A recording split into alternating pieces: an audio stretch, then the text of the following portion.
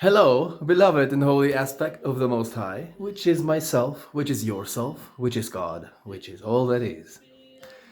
Today's topic is energetic momentum and its beauty. So, basically, we all know these feelings when we are in a journey of self development or basically remembering ourselves.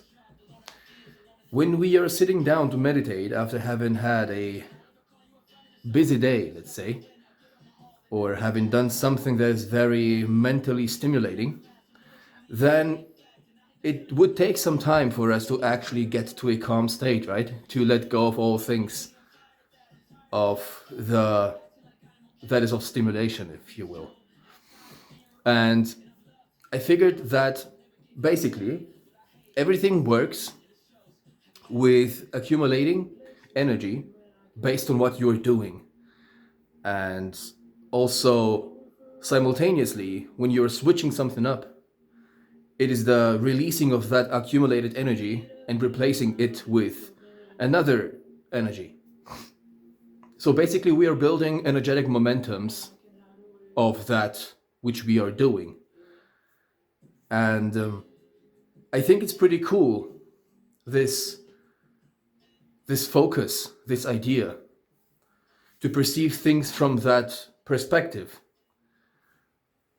Because then you understand that regardless of where you are now, and regardless of what you are wanting this state of where you are now to change into,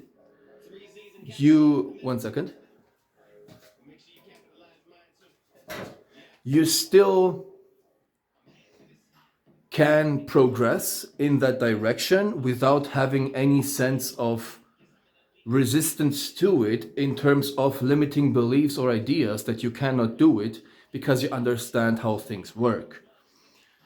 So, the energetic momentum can actually be applied to most, if not all things.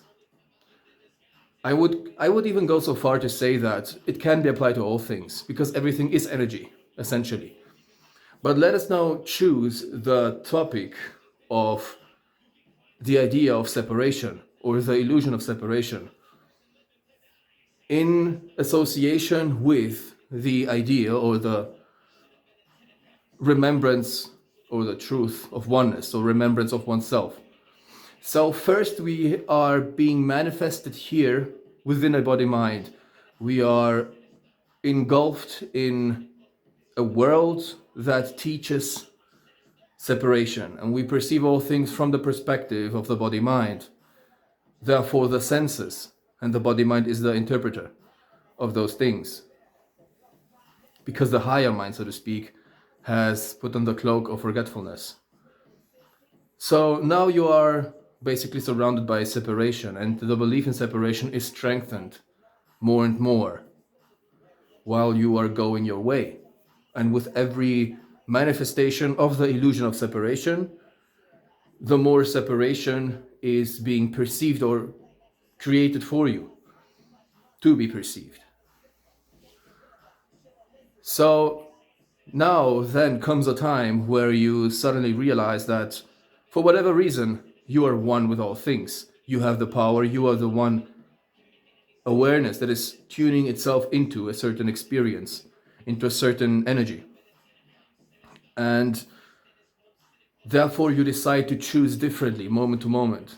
Instead of perceiving the experiences that you're manifesting for yourself from the perspective that you're used to before, which is separation, you know, choose to perceive those things from a perspective of oneness and unlimitedness, love, joy, peace, that it all has a purpose.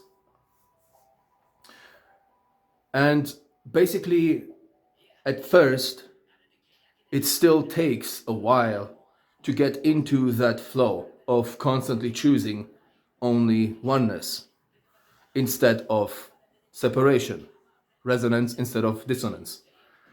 But after a certain time, after a while, you will get so used to that flow that you begin to be that flow, to become that flow. That will be your main state of being, your most natural state of being. And the other, which is the state of dissonance, will not be anymore. And if there will be anything of the past, of the idea of separation anymore within your field of awareness, you will simply be so far away in consciousness from that idea that even though you perceive it, it simply has no grip at all on you. Because you simply realize by choosing moment to moment the idea of oneness, more and more what you truly are. You see the truth behind all things, and you see exactly what does make sense and what does not make sense in terms of choices.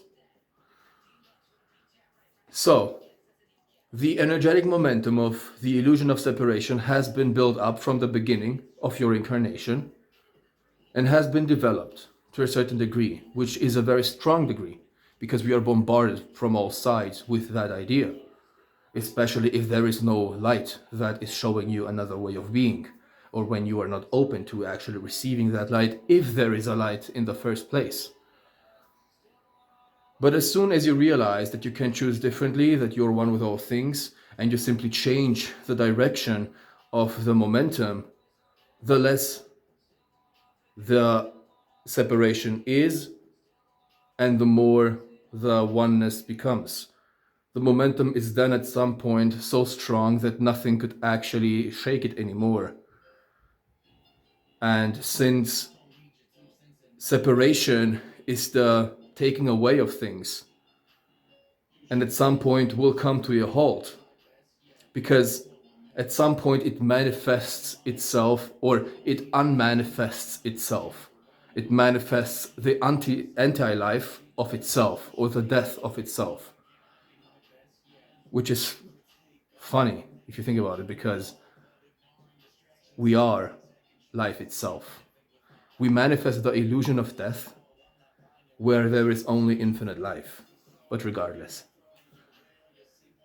But when you compare it to oneness, which is infinite life, infinite abundance, love, presence, being, existence, you constantly keep on creating more existence, more life, more abundance, more of the good, holy, beautiful, infinitely, without any end in sight.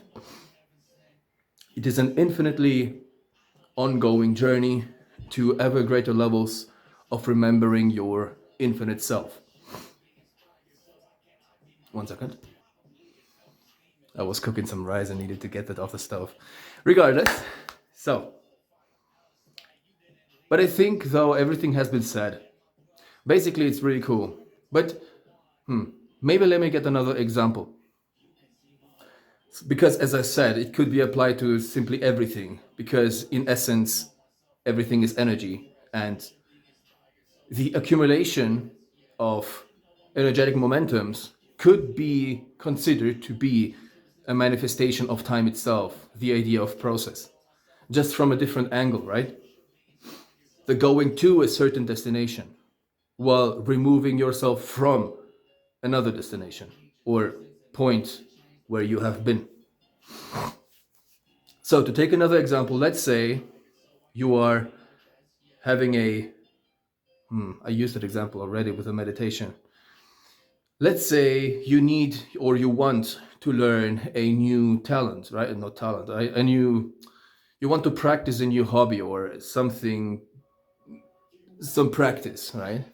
At first, it will not be very easy for you because it will be something very unusual for you. It will be something completely new. So you kind of get into it. You have to get into it, right? And this you can only do step by step. Day one is not that well developed, your skills, right? But the more you do it, the more you're actually building this energetic momentum every time you are actually indulging in that thing. And the easier it will go, the more effortless you will create the things that you want to create. And at the same time, that which has held you back from doing that will become less and less the more you do that which you actually want to do. But this is not only limited, of course, to some practices. You can also use that for example, cleaning your home. When there is a lot of dirt and basically when everything is unorganized, you can simply start day one with cleaning one thing up, right? Just taking one thing and placing it somewhere where it would be more organized. Day two, you do the same. Day three, you do the same. And you will see every time you do that, even if it is 24 hours apart, the energetic momentum will grow more and more.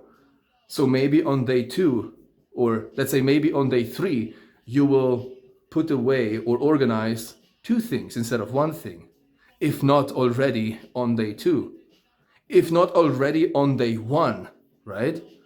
Because most of the time, all that is necessary is to take the first step, and everything flows completely naturally and effortlessly because you're in the flow. It is just like as if you were a ball of snow on a mountain full of snow. You just take the first step and let yourself be rolled down the hill. And you grow more and more and more until it is simply completely unstoppable, until you become an avalanche, if you will. So I think that it's really cool how everything works. And if you choose to perceive things from that perspective, how easy or how much easier it would be to actually kind of evolve in life, right? Try new things out, grow in a sense. So that is, I guess. If you have any questions, once again, as always, hit me up. Have a good one.